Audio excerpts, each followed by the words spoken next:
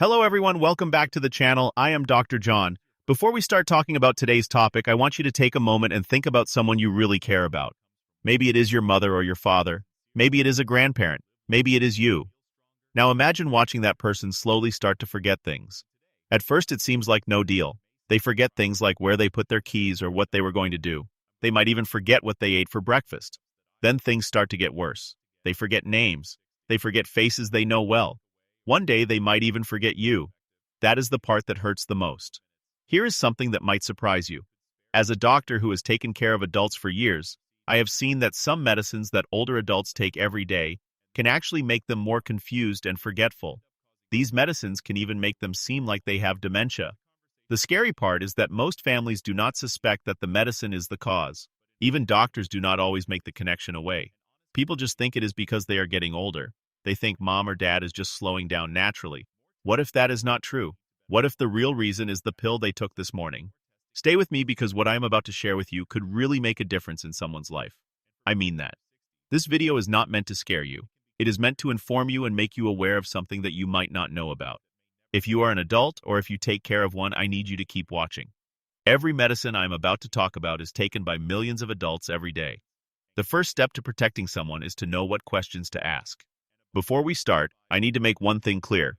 Do not stop taking any medicine on your own. Always talk to your doctor first. My goal is to help you have a conversation with your doctor so you can take care of yourself or someone you love. Okay, let's get started. Let's start with the 1. It might surprise you. 1. Sleeping pills. Most people think sleeping pills are helpful. They are for sleep. The problem is what they can do to an older adult's brain over time. Many sleeping medicines, ones like temazepam and triazolam, can slow down the brain's activity. That might sound good when you are trying to fall. For older adults, it can be serious. As we get older, our brains get more sensitive to medicine. Our livers and kidneys do not work well as they used to, so the medicine can stay in our bodies longer. When it builds up, it can interfere with our memory. There are studies that show that taking these medicines for a time can increase the risk of getting Alzheimer's disease. So if someone you love has been taking sleeping pills for years and is having memory problems, you should talk to their doctor about it. 2. Bladder medicines. The next type of medicine is very common in adults. I am talking about bladder medicines, ones called anticholinergics. These medicines work by blocking a chemical in the brain that helps us remember things and pay attention. So when they block that chemical, it can cause confusion, memory problems, and symptoms that look like dementia. There are medicines like oxybutynin and tolterodine that are commonly prescribed for adults with overactive bladder. They can have serious side effects on the brain. Studies have shown that older adults who take these medicines do not do well on memory tests. Because the change happens slowly, people do not always make the connection. The family might think grandpa is getting dementia. The doctor might even diagnose it. In some cases, when the medicine is changed or stopped, the person gets better. 3. Antihistamines like diphenhydramine. The next one might surprise you because it is sold over the counter and seems harmless. I am talking about antihistamines like diphenhydramine, also known as Benadryl. Here is what people do not realize. Benadryl is not just for allergies. It is also in sleep products like Ziazquil and Tylenol PM. Because it is over the counter, people think it is safe. Diphenhydramine is a strong anticholinergic medicine. It can cause brain fog, confusion, and memory problems in adults. Because it is over the counter, it does not always come up when talking to the doctor. There is a guide called the Beers Criteria that lists medicines that are not good for older adults. Diphenhydramine is on that list. So if your parent or grandparent is taking something with diphenhydramine, you should talk to their doctor about it. 4. Anxiety medicines from the benzodiazepine family. Next, let's talk about anxiety medicines. Anxiety is very common in adults, and the medicines used to treat it can be life-changing. Some of them can also be risky. I am talking about benzodiazepines like diazepam, alprazolam, and lorazepam. These medicines can stay in the body longer, build up more easily in older adults.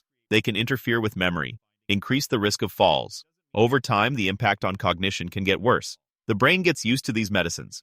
Even when they are stopped, the effects might not fully go away.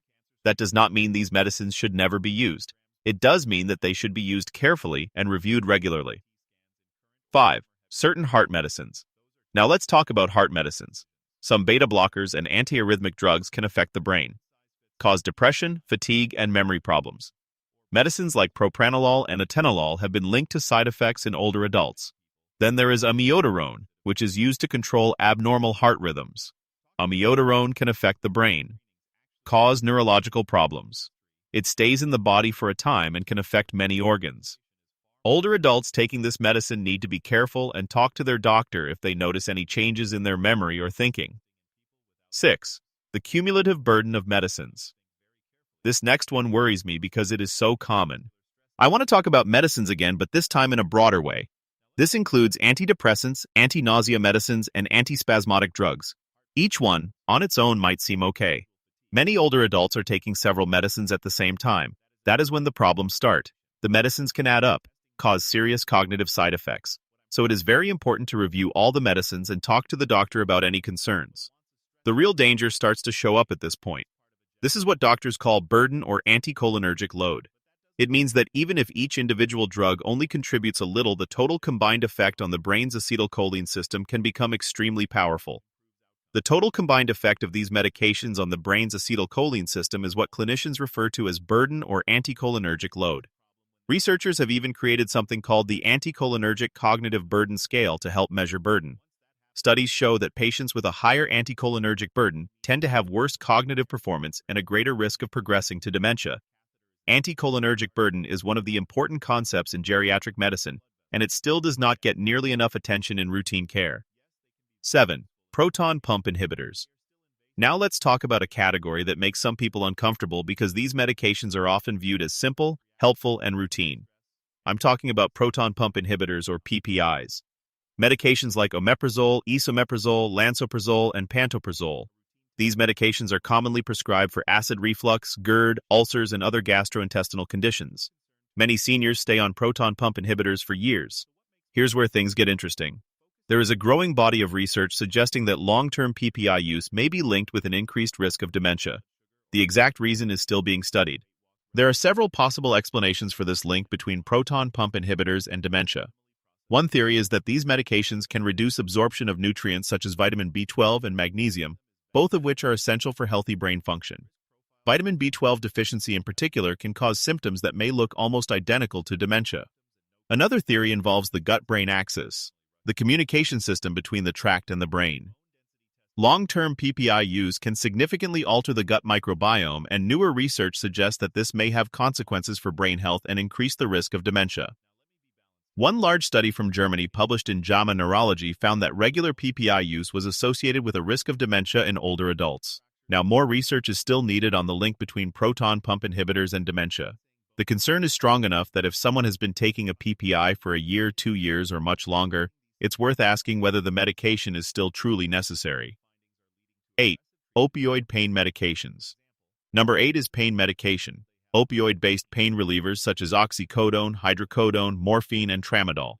I want to say this carefully because chronic pain in older adults is very real. Arthritis, back pain, nerve pain, and pain after surgery can all be deeply debilitating. I have a lot of compassion for seniors living with pain every day. Long-term opioid use in older adults can come with serious cognitive risks.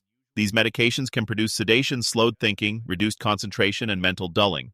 Over time, they may contribute to lasting changes in function.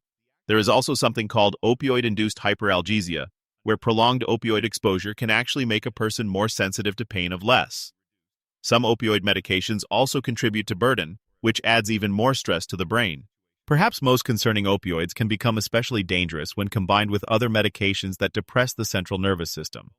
In that setting, the risks of confusion, falls, and even life-threatening breathing problems rise dramatically. The early signs can be slower thinking, trouble focusing, memory lapses, mood shifts, and they're often blamed on age instead of the medication. If someone has been on an opioid for a time and you're seeing changes in memory or mental sharpness, that deserves a serious review with the prescribing doctor. 9. Parkinson's medications.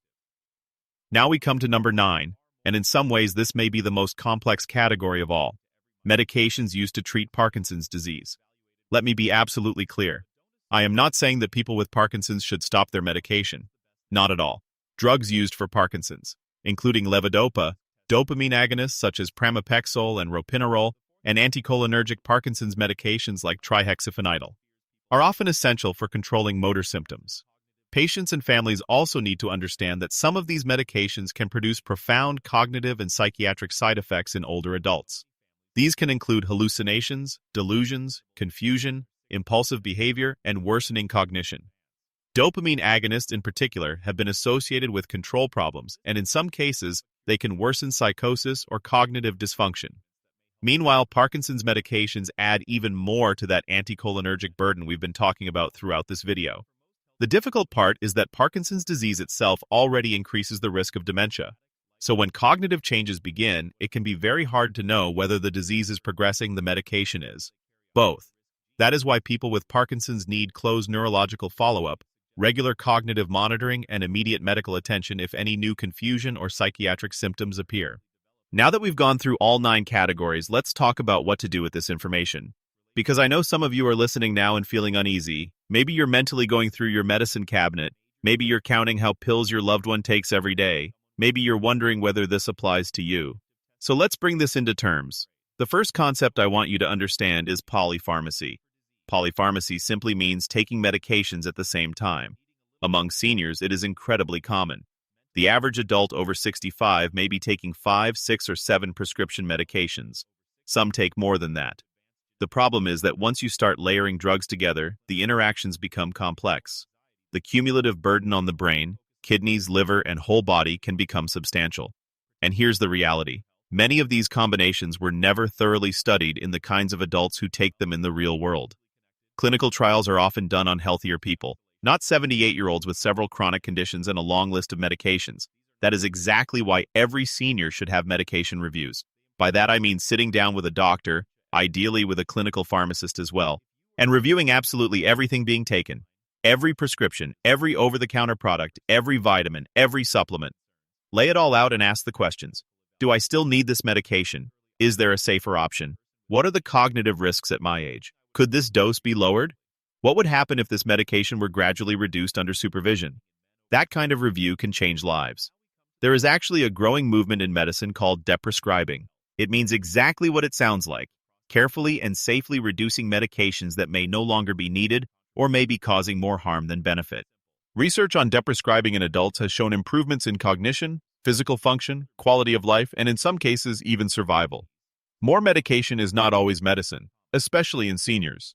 Now, I also want to talk about something important, the difference between true dementia and drug-induced cognitive impairment. True dementia, conditions like Alzheimer's disease or vascular dementia, involve structural and neurological changes in the brain. These conditions are usually progressive, in most cases not reversible. Drug-induced cognitive impairment is different. It can look the same on the outside, the same forgetfulness, the same confusion, the same difficulty with tasks. In these cases, the symptoms may be caused by the toxic or disruptive effects of medication on brain function. In many situations, those symptoms can improve, sometimes dramatically, once the offending medication is identified and adjusted. That's why medication review matters much. I have seen patients come in looking like they had dementia. Families were devastated. Everyone assumed the worst. Then after a careful medication review and a few thoughtful changes, that person improved far more than anyone expected. Does that happen every time? No. Does it happen? To the adult children and caregivers who are watching, I want to say that you should take this seriously. If someone you care about is taking a lot of medications and you have noticed changes in their memory or the way they behave, do not think it is just because they are getting older. You should ask questions. Try to get answers. You should stand up for them. This is because the person who is affected the most may not be able to stand up for themselves. Before I finish, I also want to talk about something. Checking medications is one part of the solution. There are also ways to help keep the brain healthy when we get older. Exercise is very important. Even just walking every day can help keep your memory and brain working. It is also important to have people around you. Feeling lonely or isolated can be very bad for your brain. Talking to people, having good relationships can be like medicine for your brain. Sleep is also very important. When we sleep well, our brain gets rid of waste. If we do not sleep well, this process can be disrupted. What we eat is also very important. Eating a diet that's like the Mediterranean diet with a lot of vegetables, fruits, fish, and whole grains can help keep our brain healthy. Finally, we need to take care of any health problems we have like blood pressure or diabetes. These problems can damage our blood vessels, including the ones in our brain. If we can control these problems, we can help protect our brain. Okay, everyone, we covered a lot today. We talked about 9 kinds of medications that can affect our brain. These include sleeping pills, medications for bladder problems, allergy medications, and some heart medications. These are all medications that a lot of people take every day. While they can be helpful, they can also be bad for our brain, especially if we take them for a time or with other medications. I did not make this video to scare you about medications. Medications can save lives.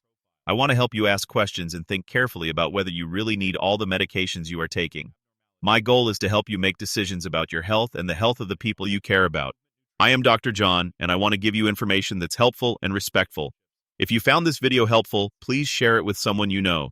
Maybe you know someone who is taking a lot of medications and is getting more confused. This information can really help people. If you have not already, please subscribe to my channel. Let me know what you think. Have you or someone you love ever had problems with memory or thinking that you think might be related to medication?